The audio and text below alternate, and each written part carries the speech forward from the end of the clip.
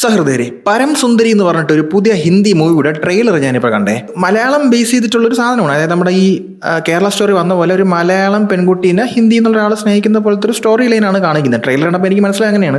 ഞാൻ ചോദിക്കുന്നത്, ഈ നോർത്ത് ഇന്ത്യൻസിൽ അല്ലെങ്കിൽ ഹിന്ദിക്കാര്, ഹിന്ദി ബോളിവുഡ്, ഇവർ എങ്ങനെയാണ് സ്പെഷ്യലി കേരളത്തിലെ ആൾക്കാരെ നോക്കി കാണുന്നത്? Really confused and also worried. ഇവരിങ്ങനെയാണ് ഇത് പോർട്രേ ചെയ്യുന്നുണ്ടെങ്കിൽ ഈ നോർത്ത് ഇന്ത്യയിലുള്ള ആൾക്കാർക്ക് കേരളത്തിലുള്ളവർ ഇങ്ങനെയാണെന്ന് വിചാരിക്കും. മുല്ലപ്പൂവും ഫുള്ള് തലയിൽ വെച്ചിട്ട് ഒരു വാക്കത്തേക്ക് പിടിച്ചിട്ട് സാരി ഇങ്ങനെ കുത്തി മടക്കി കിളയ്ക്കാൻ പോകുന്ന അല്ലെങ്കിൽ വെട്ടാൻ പോകുന്ന ഒരു മലയാളി പെണ്ണ്. നിങ്ങൾക്ക് അറ്റ്ലീസ്റ്റ് കേരളത്തിലുള്ള ആൾക്കാർ അല്ലെങ്കിൽ എത്രയോ ഇൻഡസ്ട്രിയിൽ വർക്ക് ചെയ്യുന്നുണ്ടായിരിക്കും. നിങ്ങളുടെ ബോളിവുഡ് ഇൻഡസ്ട്രിക്കകത്ത് തന്നെ എത്രയോ മലയാളി ആൾക്കാർ വർക്ക് ചെയ്യുന്നുണ്ടായിരിക്കും, മലയാളി ലേഡീസ് ഉണ്ടാവും. അതേ ഞാനൊരു കാര്യം ചോദിച്ചോട്ടെ, എന്തിനാണ് ഇത്ര നിർബന്ധം? നിങ്ങൾക്ക് ഇങ്ങനെ ഒരു സ്റ്റോറി എടുക്കുമ്പോൾ ജാൻവി കപൂറാണ് നായിക, സിദ്ധാർത്ഥ് മൽഹോത്രയാണ് നായകൻ. അറിയാലോ, ജാൻവി കപൂറിന്റെ ഒരു പക്ക നോർത്ത് ഇന്ത്യൻ സ്റ്റൈലാണ്. അവർക്ക് ഒരു മലയാളത്തെ ടച്ചും ഇല്ല, മലയാളി ലുക്കൊന്നുമില്ല. അത് വേണമെന്നില്ല. അറ്റ്ലീസ്റ്റ് അത് മലയാളി ആയിട്ടുള്ള ഒരു സ്ത്രീ അല്ലെങ്കിൽ മലയാളിത്തം എങ്ങനെയാണെന്നുള്ളൊരു സാധനം, കേരളം എങ്ങനെയാണ് ആ ഒരു സ്റ്റൈൽ അവർ കണ്ട് മനസ്സിലാക്കണ്ടേ. അതായത് മലയാളം ഡയലോഗ്സ് ഉണ്ട്, എനിക്കൊന്നും മനസ്സിലാവുന്നില്ല. എന്ത് മലയാളമാണ് പറയുന്നത്?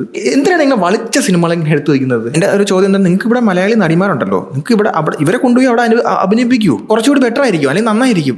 ഇതൊരു മാതിരി വള്ളം, ആന, പുഴ, കുട്ടനാട്, ഇത് അതൊക്കെ കാണിച്ചോട്ടെ. പക്ഷെ ഈ കക്കൂസി പോകുമ്പോൾ പോലും മുല്ലപ്പൂ വയ്ക്കുന്ന പെണ്ണുങ്ങൾ എവിടെയാണ് കേരളത്തിലുള്ളത്? എനിക്കറിഞ്ഞൂടാ, ഞാൻ കണ്ടിട്ടില്ല. ഇവർക്ക് ഇത് ഇവിടെ കിട്ടുന്ന ഈ കോൺസെപ്റ്റ്, അത്ര പോലും ഒബ്സർവേഷൻ സ്കില്ലില്ലാത്ത, അത്ര പോലും ഒരു കൾച്ചറിനെ പറ്റി പഠിക്കാൻ കഴിവില്ലാത്ത നിങ്ങൾ എന്തിനാണ് ഇങ്ങനെ ഒരു സിനിമ എടുക്കുന്നത്? കേരള സ്റ്റോറി ഓക്കെ പോട്ടെ, ആ വിട്ടു നോക്കാം. അതേപോലൊരു സാധനം വീണ്ടും എടുത്ത് വെച്ചേക്കണം.